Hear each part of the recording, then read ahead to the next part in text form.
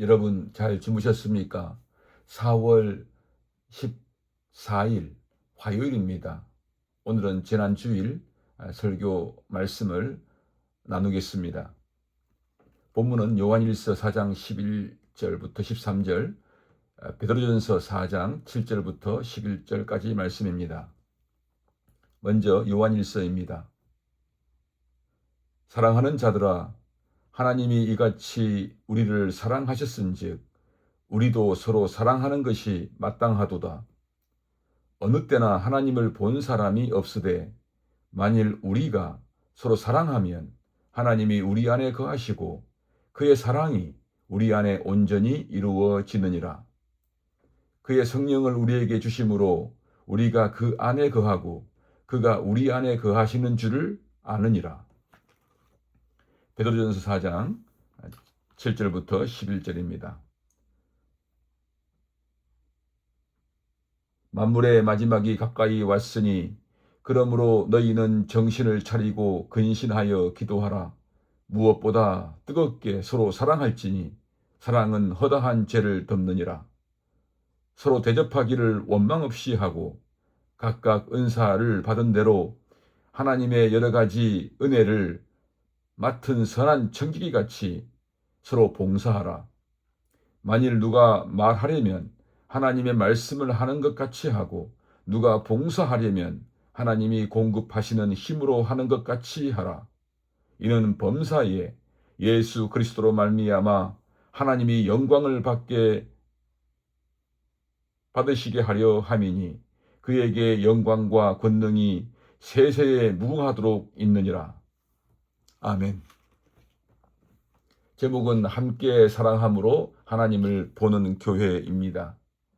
사랑하는 여러분, 우리 교회는 매년 부활주일 다음 날 월요일에 오레곤 주에 있는 우든슈 튤립 축제를 함께 다녀오며 교제의 시간을 가져왔습니다. 그 시간은 단순히 꽃을 보고 오는 시간이 아닙니다. 함께 이동하고 함께 웃고 함께 사진을 찍고 함께 식사하고 함께 이야기를 나누는 가운데 서로의 마음을 다시 느끼고 같은 교회 안에 있지만 평소에는 미처 나누지 못했던 사랑을 다시 확인하고 키우는 그런 시간입니다. 이번에도 우리는 은혜 가운데 그 시간을 잘 다녀왔습니다.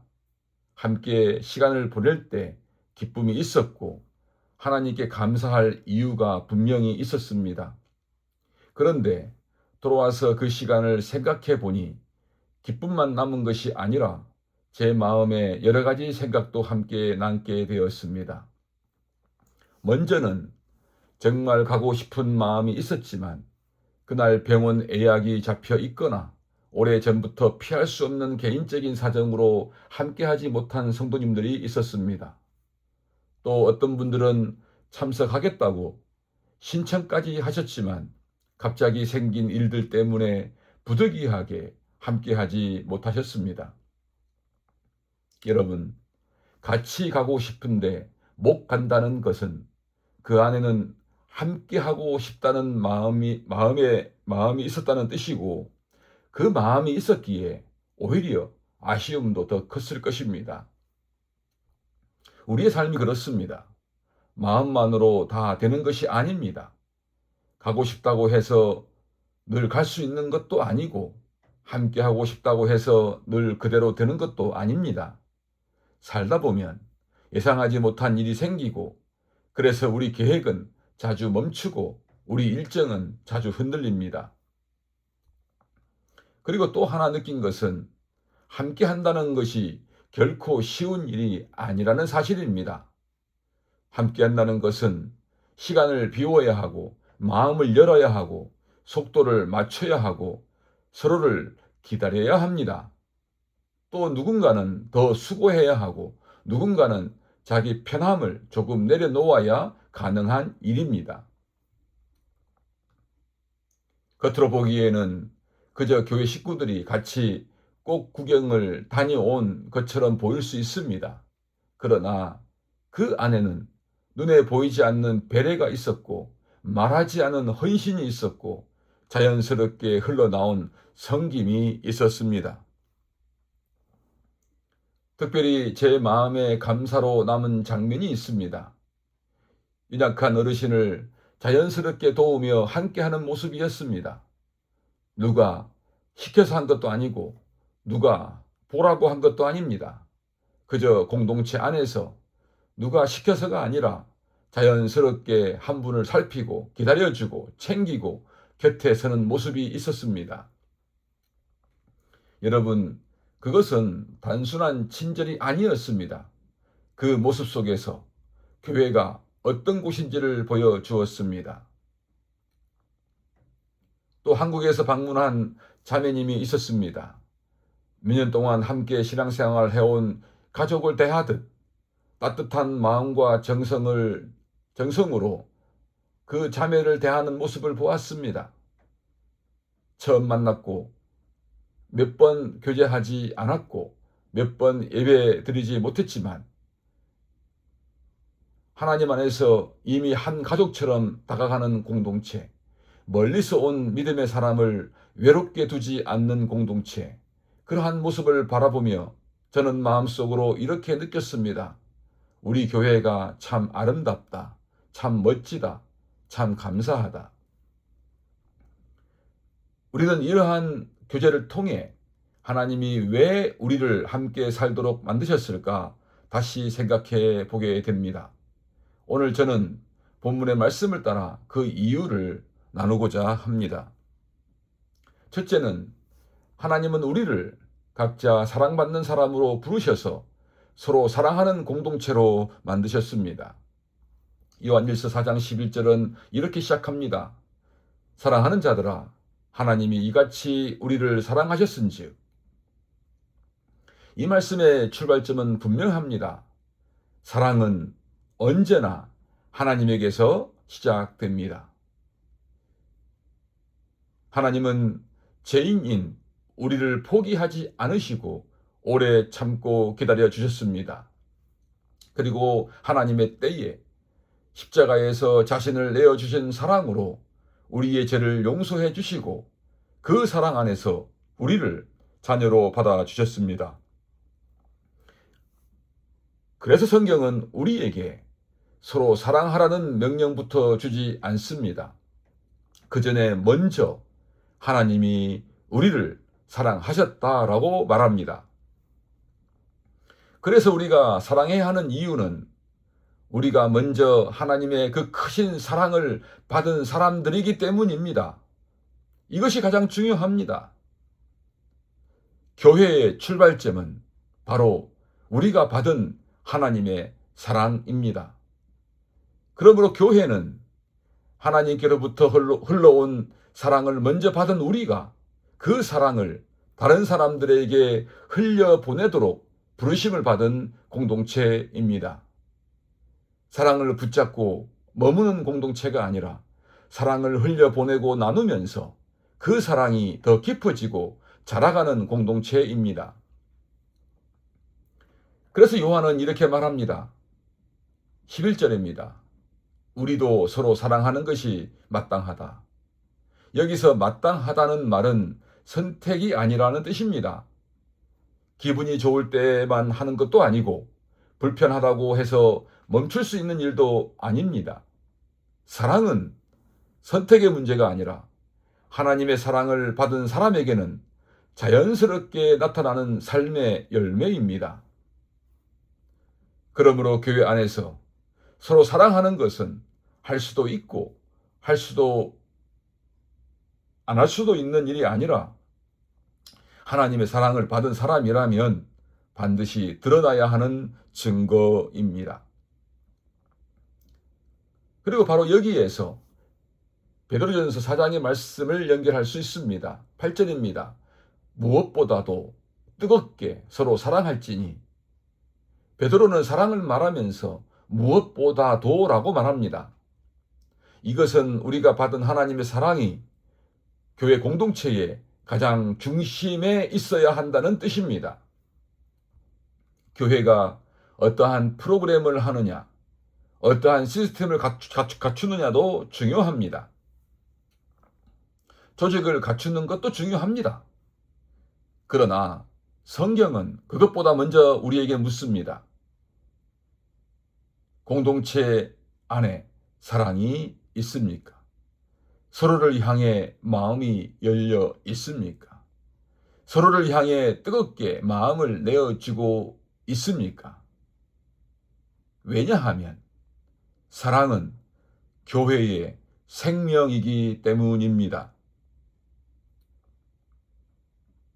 사랑하는 여러분, 교회는 단지 사람이 모이는 자리가 아니라 하나님의 사랑이 함께하고 하나님의 사랑이 함께 자라가는 그러한 자리입니다. 하나님은 그 자리에서 우리 안에 자기 중심성을 깨뜨리시고 우리를 나만 생각하는 사람에서 옆에 있는 사람을 품는 사람으로 더 크게 만들어 가십니다.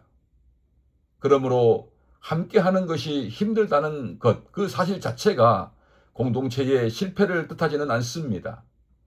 누군가를 기다리는 것이 힘들고 누군가를 품는 것이 쉽지 않고 누군가의 속도에 맞추는 것이 번거롭습니다. 그러나 바로 그 현실 속에서 하나님은 우리를 더 깊은 사랑으로 부르시고 그 사랑을 배우게 하시며 우리를 사랑하신 그 모습으로까지 우리도 그렇게 사랑하도록 우리를 빚어가고 계십니다. 두 번째, 하나님이 주신 사랑은 반드시 실제적인 대접과 봉사와 섬김으로 나타납니다. 요한이 말한 서로 사랑하는 것이 마땅하다는 말씀의 뜻은 베드로를 통해 공동체 안에서 그 사랑이 어떻게 구체적으로 드러나는지를 보여줍니다. 9절 10절입니다. 서로 대접하기를 원망 없이 하고 각각 은사를 받은 대로 서로 봉사하라. 이 말씀은 매우 현실적입니다.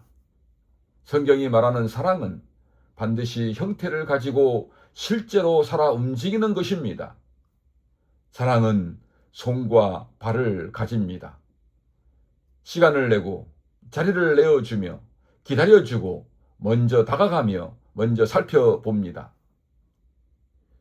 결국 사랑은 행동으로 드러납니다.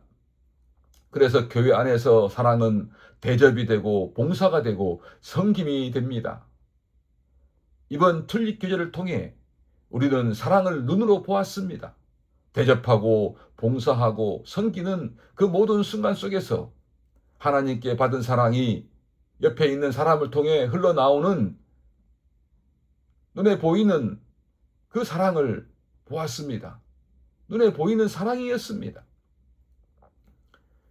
그런데 여러분, 우리가 하는 섬김이 하나님의 사랑을 흐르게 하는 일임에도 불구하고 베드로는 이렇게 말합니다. 9절입니다. 서로 대접하기를 원망 없이 하라.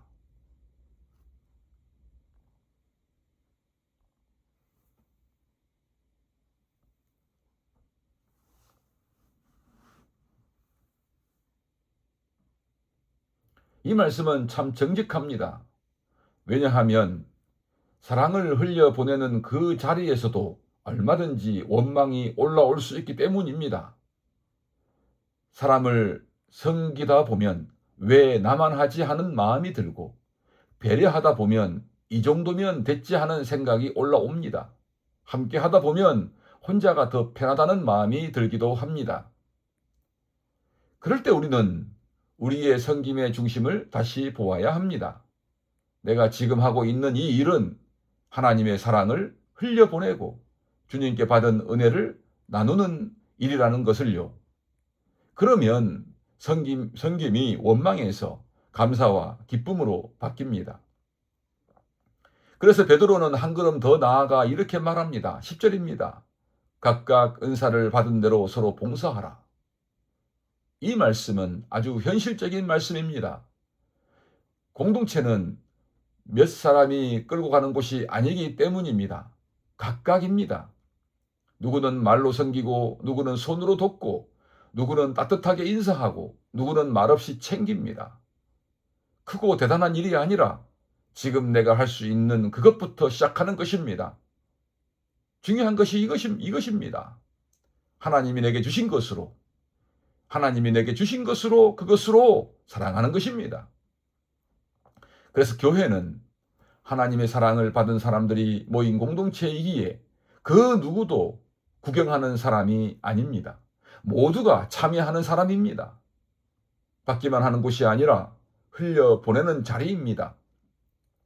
나는 무엇을 얻었는가가 아니라 어떻게 더 사랑할 것인가를 더 고민하고 이 질문을 붙들고 기도하고 협력하는 곳, 그곳이 교회입니다.